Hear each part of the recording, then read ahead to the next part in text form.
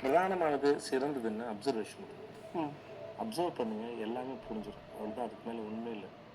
வள்ளுவர் சொன்ன குரல்லே சிறந்த குரல் வந்து எனக்கு அப்பப்போ ஒரு குரல் சிறந்த குரல் சொல்லுவேன்.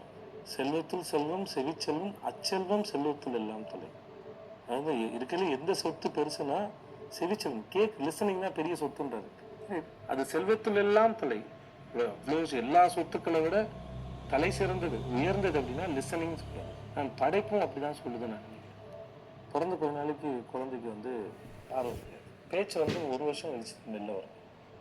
படைப்பு என்ன சொல்லுதுன்னா கேளுங்க, ஃபஸ்ட்டு கேளுங்க, கொஞ்ச நாள் கழிச்சு பாருங்க, தென் ஸ்பீக்.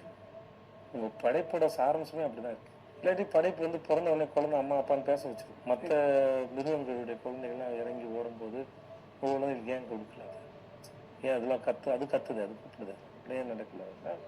அது உங்கள் படைப்பே அதை தான் சொல்லுது. இது நான் நம்புகிறேன், எனக்கு தெரியாது, நான் நம்புகிறேன். ஸோ அதனால் வந்து லிசன் மோர், அப்சர்வ் பண்ணுங்க நிறைய, அதுதான் சிறந்தது.